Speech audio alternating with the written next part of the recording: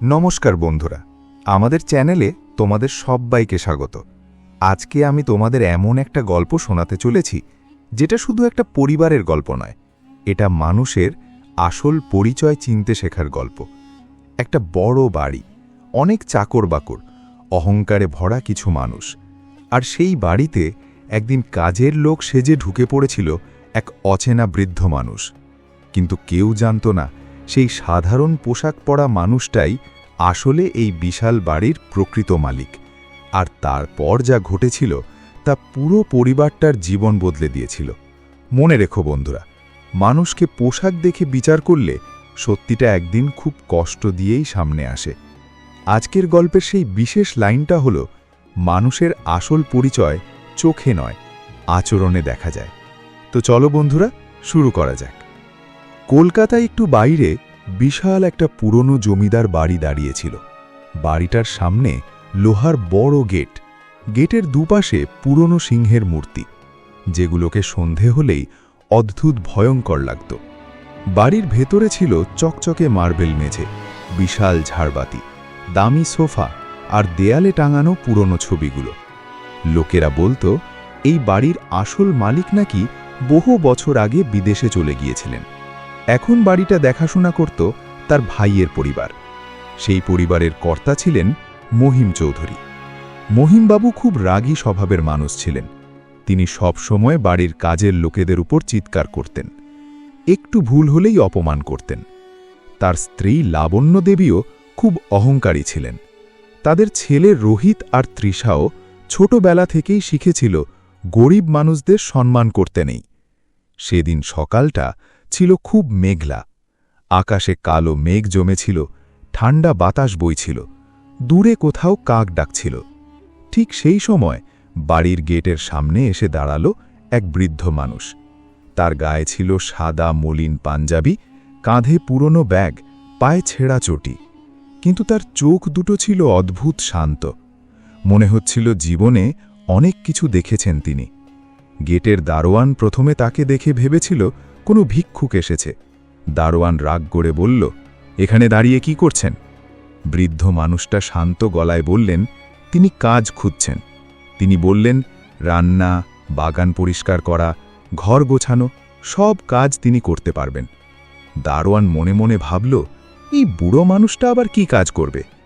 ঠিক তখনই বাড়ির ভেতর থেকে বেরিয়ে এলো রোহিত। রোহিত ছিল কলেজে পড়া এক অহংকারী ছেলে।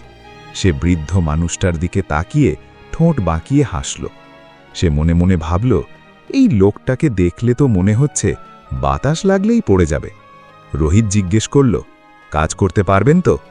বৃদ্ধ মানুষটা শুধু হালকা হেসে বললেন, চেষ্টা করলে সবই পারা যায় বাবু। তার সেই শান্ত উত্তর শুনে আশেপাশের সবাই কিছুক্ষণের জন্য চুপ হয়ে গেল, কারণ তার কথার ভেতরে অদ্ভুত একটা আত্মবিশ্বাস ছিল।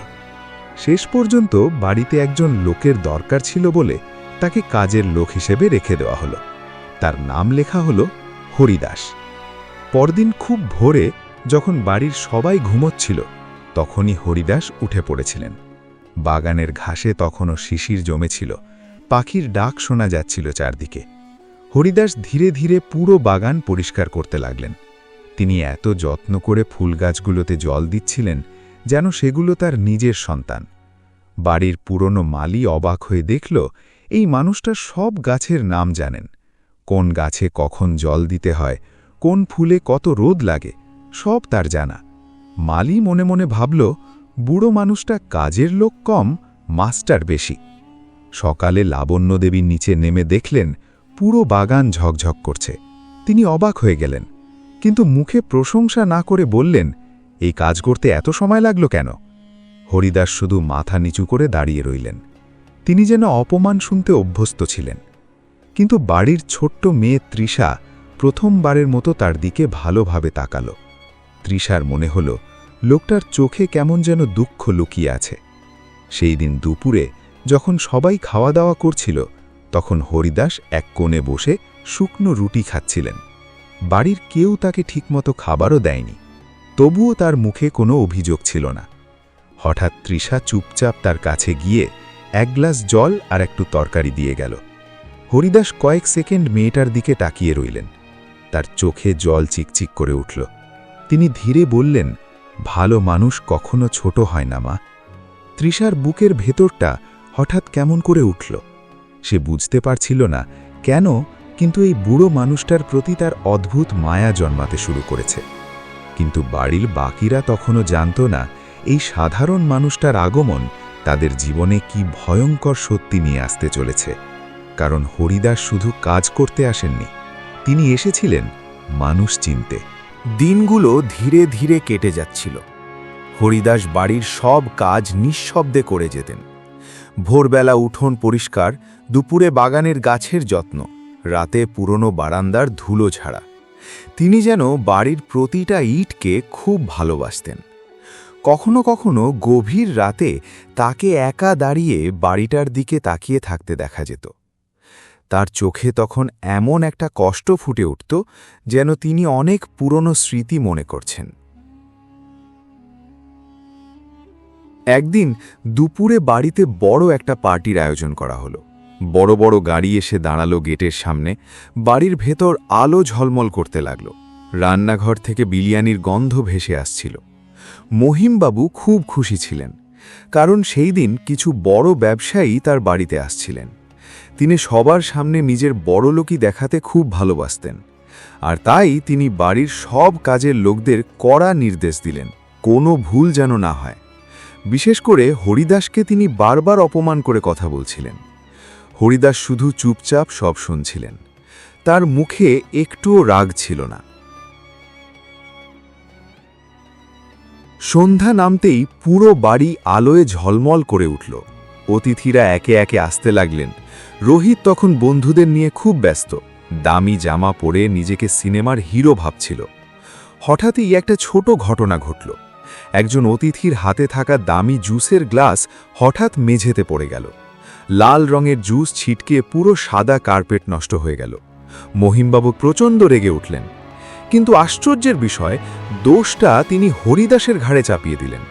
তিনি সবার সামনে চিৎকার করে বললেন, এই বুড়ো মানুষটার জন্যই সব নষ্ট হলো। হরিদাস মাথা নিচু করে দাঁড়িয়ে রইলেন। তার চোখের কোণে অপমানের জল চিকচিক করছিল। ঠিক তখন ছোট্ট তৃষা সবার সামনে এগিয়ে এলো। সে সাহস করে বলল, না বাবা, এটা হরিদাস কাকার দোষ নয়। ঘরের সবাই অবাক হয়ে গেল। তৃষা কাঁপা গলায় বলল, গ্লাসটা তো ওই অতিথির হাত থেকেই পড়ে গিয়েছিল। মুহূর্তের মধ্যে পুরো ঘর নিস্তব্ধ হয়ে গেল। মহিমবাবু মেয়ের দিকে রাগে তাকালেন, কিন্তু হরিদাসের চোখে তখন অন্যরকম একটা অনুভূতি। মনে হচ্ছিল বহু বছর পর কেউ তার হয়ে কথা বলেছে। তিনি ধীরে বললেন, সত্যি কথা বলার সাহস সবার থাকে না মা। তৃষার বুকের ভেতরটা কেমন গরম হয়ে উঠল। সে বুঝতে পারছিল এই মানুষটার মধ্যে অন্যরকম কিছু আছে। তোমরা কি বুঝতে পারছো বন্ধুরা, কেন হরিদাস এত অপমান সহ্য করেও কিছু বলছেন না? কারণ তিনি অপেক্ষা করছিলেন সঠিক সময়ের জন্য। সেই রাতেই শুরু হলো প্রবল ঝড় বৃষ্টি। আকাশে বিদ্যুৎ চমকাচ্ছিল, জানালাগুলো কাঁপছিল, দূরে কুকুরের ডাক শোনা যাচ্ছিল। হঠাৎ বাড়ির পুরনো স্টোররুম থেকে অদ্ভুত শব্দ আসতে শুরু করল। কাজের লোকেরা ভয়ে কেউ সেখানে যেতে চাইছিল না। একজন তো ভয়ে বলেই ফেলল, নিশ্চয়ই ভূত এসেছে। কিন্তু হরিদাস শান্তভাবে একটা লণ্ঠন হাতে নিয়ে এগিয়ে গেলেন। অন্ধকার ঘরটার ভেতরে পুরনো কাঠের গন্ধ আর ধুলো ভাসছিল। হঠাৎ তিনি একটা পুরনো আলমারির সামনে থেমে গেলেন। তিনি যেন ঠিক জানতেন কোথায় কি আছে। আলমারির ওপর হাত বুলিয়ে তার চোখে অদ্ভুত একটা কষ্ট ফুটে উঠল। মনে হচ্ছিল এই জিনিসগুলোর সাথে তার গভীর সম্পর্ক আছে। ঠিক তখনই রোহিত সেখানে এসে পড়ল। রাগ করে সে বলল, কি করছো এখানে? হরিদাস একটু চমকে গেলেন। তিনি শান্ত গলায় বললেন, শব্দ শুনে দেখতে এসেছিলাম বাবু। কিন্তু রোহিতের সন্দেহ হতে শুরু করল। মনে মনে ভাবল, একটা সাধারণ কাজের লোক এত কিছু জানে কিভাবে? পরের দিন সকালে আরও বড় ঘটনা ঘটল। মহিমবাবুর গুরুত্বপূর্ণ কিছু কাগজ হঠাৎ উধাও হয়ে গেল। পুরো বাড়িতে হইচই পড়ে গেল। মহিমবাবু সঙ্গে সঙ্গে হরিদাসকে সন্দেহ করলেন। তিনি সবার সামনে বৃদ্ধ মানুষটাকে চোর বললেন। হরিদাসের মুখটা ফ্যাকাশে হয়ে গেল। অপমানের ভারে তার কাঁধ যেন আরও ঝুঁকে পড়ল। তৃষা কাঁদতে কাঁদতে বলল, হরিদাস কাকা এটা করতে পারেন না। কিন্তু কেউ তার কথা শুনল না। রোহিত বাবার সঙ্গে গলা মিলিয়ে বলল, আমি প্রথম দিন থেকেই বুঝেছিলাম লোকটা সন্দেহজনক। হরিদাস কিছুক্ষণ চুপ করে সবার দিকে তাকিয়ে রইলেন। তার চোখে তখন অপমানের সঙ্গে সঙ্গে অন্যরকম একটা হতাশাও ছিল। তিনি ধীরে বললেন, মানুষকে বিচার করার আগে সত্যিটা জানা দরকার বাবু। কিন্তু সেই কথায় কেউ কান দিল না। ঠিক তখনই বাইরে থেকে এক বৃদ্ধ উকিল বাড়িতে এলেন। তার হাতে ছিল একটা পুরনো ফাইল। তিনি হরিদাসকে দেখেই থমকে গেলেন। তার চোখ বড় বড় হয়ে গেল। ঘরের পরিবেশ মুহূর্তের মধ্যে বদলে গেল। হরিদাস সঙ্গে সঙ্গে চোখ নামিয়ে ফেললেন। মনে হচ্ছিল তিনি চান না এখনই কিছু প্রকাশ পাক। সেই রাতেই তৃষা চুপচাপ হরিদাসের ঘরের সামনে গেল। ছোট্ট ঘরটা খুব সাধারণ ছিল। একটা পুরনো খাট, একটা লণ্ঠন আর ছোট্ট কাঠের বাক্স। কিন্তু বাক্সটার ভেতরে যা ছিল তা দেখে তৃষা অবাক হয়ে গেল। সেখানে এই বাড়ির পুরনো ছবি রাখা ছিল। একটা ছবিতে ছোট্ট একটা বাচ্চাকে কোলে নিয়ে দাঁড়িয়ে আছেন বাড়ির আসল মালিক। আর সেই বাচ্চাটা দেখতে অনেকটা তরুণ বয়সের হরিদাসের মতো। তৃষার বুক ধরফর করতে লাগল। তাহলে কি হরিদাসের সাথে এই বাড়ির কোনো সম্পর্ক আছে? ঠিক তখনই পিছন থেকে শান্ত গলায় হরিদাস বললেন, কিছু প্রশ্নের উত্তর সময় নিজেই দেয় মা। তৃষা ভয়ে চমকে উঠল। কিন্তু হরিদাসের চোখে রাগ ছিল না, বরং তার চোখে গভীর ক্লান্তি ছিল। মনে হচ্ছিল তিনি বহু বছর ধরে একটা ভার বয়ে বেড়াচ্ছেন। তিনি ধীরে বললেন, মানুষের আসল পরিচয় চোখে নয়, আচরণে দেখা যায় মা। তৃষার শরীরে কাঁটা দিয়ে উঠল। সে বুঝতে পারছিল একটা বড় সত্যি খুব কাছে এসে গেছে। তোমরা বলো বন্ধুরা, এখন তৃষার কি করা উচিত? সে কি সবার সামনে সত্যিটা বলবে, নাকি চুপ করে থাকবে? পরের দিন সকালে পুরো বাড়ির পরিবেশ আরও ভারী হয়ে উঠল। মহিমবাবু সিদ্ধান্ত নিলেন হরিদাসকে বাড়ি থেকে বের করে দেওয়া হবে। তিনি চিৎকার করে বললেন, এই বাড়িতে চোরের জায়গা নেই। হরিদাস শান্তভাবে নিজের পুরনো ব্যাগটা গোছাতে লাগলেন। তার মুখে কষ্ট ছিল, কিন্তু অপমানের বিরুদ্ধে কোনো অভিযোগ ছিল না। তৃষার চোখ দিয়ে জল পড়তে লাগল। সে মনে মনে ভাবছিল, একজন মানুষ এত শান্ত কিভাবে থাকতে পারে। ঠিক তখনই বাইরে একটা কালো গাড়ি এসে দাঁড়ালো। গাড়ি থেকে নামলেন সেই বৃদ্ধ উকিল। তার হাতে এবার আরও বড় একটা ফাইল ছিল, আর তিনি সরাসরি হরিদাসের সামনে গিয়ে মাথা নিচু করে দাঁড়ালেন। ঘরের সবাই অবাক হয়ে তাকিয়ে রইল, কারণ একজন নামী উকিল কখনো কোনো সাধারণ কাজের লোককে এভাবে সম্মান দেখায় না। বাড়ির বিশাল ড্রয়িং রুমটা তখন একদম নিস্তব্ধ হয়েছিল। দেওয়ালের ঘড়ির টিকটিক শব্দ পর্যন্ত স্পষ্ট শোনা যাচ্ছিল। সবাই অবাক হয়ে তাকিয়েছিল সেই বৃদ্ধ উকিলের দিকে, কারণ তিনি হরিদাসের সামনে দাঁড়িয়ে খুব সম্মানের সাথে মাথা নিচু করেছিলেন। মহিমবাবুর কপালে ঘাম জমতে শুরু করল। তিনি রাগী গলায় বললেন, কি হচ্ছে এসব? বৃদ্ধ উকিল ধীরে ধীরে ফাইলটা খুললেন। পুরনো কাগজের গন্ধ পুরো ঘরে ছড়িয়ে পড়ল। তারপর তিনি এমন একটা কথা বললেন যা শুনে সবার পায়ের তলা থেকে মাটি সরে গেল। তিনি বললেন, এই মানুষটা কোনো সাধারণ কাজের লোক নন। ইনি এই বাড়ির আসল মালিক, শ্রী অরিন্দম চৌধুরী। মুহূর্তের মধ্যে পুরো ঘর নিস্তব্ধ হয়ে গেল। তৃষার চোখ বিস্ময়ে বড় হয়ে গেল। রোহিতের হাত থেকে মোবাইল পড়ে গেল মেঝেতে। মহিমবাবু চিৎকার করে উঠলেন, এটা মিথ্যে। কিন্তু উকিল শান্তভাবে একের পর এক কাগজ বের করতে লাগলেন। পুরনো দলিল, ব্যাংকের কাগজ, জমির নথি, সব জায়গায় একই নাম লেখা ছিল, অরিন্দমবাবু চৌধুরী। হরিদাস না, অরিন্দমবাবু ধীরে ধীরে মাথা তুললেন। তার চোখে তখন অপমানের দীর্ঘ ইতিহাস জমেছিল। তিনি শান্ত গলায় বললেন, হ্যাঁ, আমি এই বাড়ির আসল মালিক। ঘরে সবাই নিঃশ্বাস বন্ধ করে শুনতে লাগল। তিনি বললেন, বহু বছর আগে আমি বিদেশে গিয়েছিলাম ব্যবসার কাজে। আমি ভেবেছিলাম আমার ভাই আমার বাড়ি আর পরিবারকে নিজের পরিবারের মতো আগলে রাখবে। কিন্তু ফিরে এসে আমি জানতে পারি সবাই ধরে নিয়েছে আমি আর বেঁচে নেই। আর তখনই আমি সিদ্ধান্ত নিয়েছিলাম নিজের পরিচয় গোপন করে ফিরে আসব। আমি দেখতে চেয়েছিলাম মানুষ আমাকে নয়, একজন সাধারণ মানুষকে কিভাবে ব্যবহার করে। তার চোখ দিয়ে ধীরে ধীরে জল গড়িয়ে পড়ল। তিনি বললেন, আমি ভেবেছিলাম নিজের বাড়িতে অন্তত একটু ভালোবাসা পাব, কিন্তু এখানে এসে আমি দেখলাম অহংকার মানুষকে কত অন্ধ করে দেয়। মহিমবাবুর মুখ ফ্যাকাশে হয়ে গেল। তিনি বুঝতে পারছিলেন এতদিন যাকে অপমান করেছেন তিনিই আসলে এই বাড়ির প্রকৃত মালিক। তৃষা দৌড়ে গিয়ে অরিন্দমবাবুর হাত ধরে ফেলল। কাঁদতে কাঁদতে সে বলল, কাকা, আমি জানতাম আপনি খারাপ মানুষ নন। অরিন্দমবাবুর চোখ ভিজে উঠল। তিনি ধীরে বললেন, মানুষের আসল পরিচয় চোখে নয়, আচরণে দেখা যায়। ঘরের সবাই মাথা নিচু করে ফেলল। বাইরে তখন হালকা বৃষ্টি পড়ছিল। জানালার কাঁচ বেয়ে জলের ফোঁটা গড়িয়ে পড়ছিল ধীরে ধীরে। ঘরের ভেতরটা ভারী হয়ে উঠেছিল অপরাধ বোধে। মহিমবাবু কাঁপতে কাঁপতে সোফায় বসে পড়লেন। তার জীবনে প্রথমবার তিনি নিজের ভুলটা স্পষ্ট দেখতে পেলেন। তিনি মনে মনে ভাবছিলেন এত বছর ধরে তিনি শুধু টাকার অহংকারই করেছেন। হঠাৎ তিনি উঠে এসে অরিন্দমবাবুর পায়ে হাত দিয়ে বসে পড়লেন। বাড়ির সবাই অবাক হয়ে গেল। মহিমবাবুর চোখ দিয়ে জল পড়ছিল। তিনি কাপা গলায় বললেন, দাদা, আমাকে ক্ষমা করে দাও। আমি তোমাকে চিনতেই পারিনি। আমি শুধু মানুষের পোশাক দেখেছি, মানুষের মনটা দেখিনি। ধীরে ধীরে রোহিত চুপচাপ দাঁড়িয়েছিল। তার বুকের ভেতরটা কেমন ভেঙে যাচ্ছিল। সে মনে মনে ভাবছিল যে মানুষটাকে সে অপমান করেছে সেই মানুষটাই এত বড় মনের। ধীরে ধীরে সে এগিয়ে এসে বলল, কাকা, আমাকেও ক্ষমা করে দিন।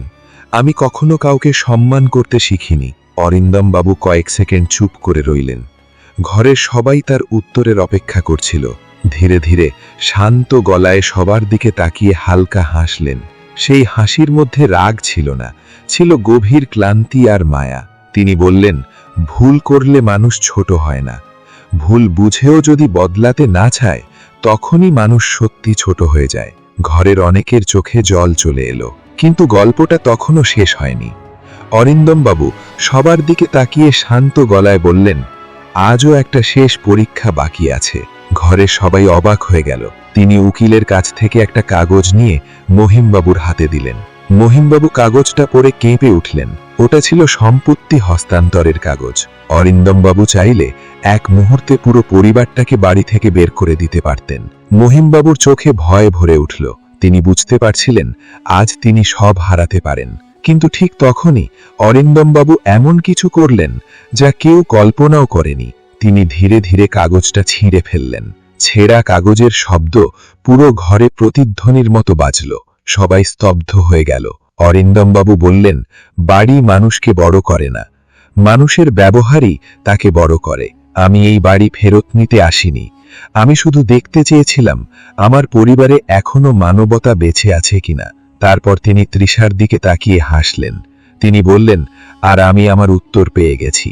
তৃষার চোখ ভিজে উঠল। সে বুঝতে পারছিল এই মানুষটা শুধু বড় লোক নন, সত্যিকারের বড় মনের মানুষ। কয়েক মাস পরে সেই বাড়িটার পরিবেশ পুরো বদলে গিয়েছিল। এখন আর কাজের লোকদের ওপর কেউ চিৎকার করত না, সবাই একসাথে খাওয়া দাওয়া করত। রোহিতও ধীরে ধীরে বদলে গিয়েছিল। সে বুঝতে শিখেছিল টাকার থেকে মানুষের সম্মান অনেক বড়। আর অরিন্দমবাবু, তিনি মাঝে মাঝেই বাড়ির বাগানে বসে ছোট্ট তৃষার সাথে গল্প করতেন। সন্ধ্যের বাতাসে ফুলের গন্ধ ভেসে আসত, আর পুরনো বাড়িটা আবার নতুন করে প্রাণ ফিরে পেয়েছিল। তো বন্ধুরা, আজকের গল্প থেকে আমরা কি শিখলাম? শিখলাম মানুষের আসল পরিচয় পোশাকে মারে, তার আচরণে লুকিয়ে থাকে। যে মানুষ অন্যকে ছোট করে সে নিজেই ছোট হয়ে যায়, আর যে মানুষ ক্ষমা করতে জানে সে সত্যিকারের বড় মানুষ হয়ে ওঠে। মনে রেখো বন্ধুরা, মানুষের আসল পরিচয় চোখে নয়, আচরণে দেখা যায়। এই কথাটা কখনো ভুলো না। গল্পটা ভালো লাগলে অবশ্যই লাইক করো, সাবস্ক্রাইব করো আর বেল আইকনে ক্লিক করো। কমেন্টে জানাও তোমরা হলে কি করতে, আর বন্ধুদের সাথে গল্পটা শেয়ার করতে ভুলো না। আবার দেখা হবে নতুন একটা গল্প নিয়ে। ততক্ষণ পর্যন্ত ভালো থেকো, সুস্থ থেকো। বাই বাই বন্ধুরা।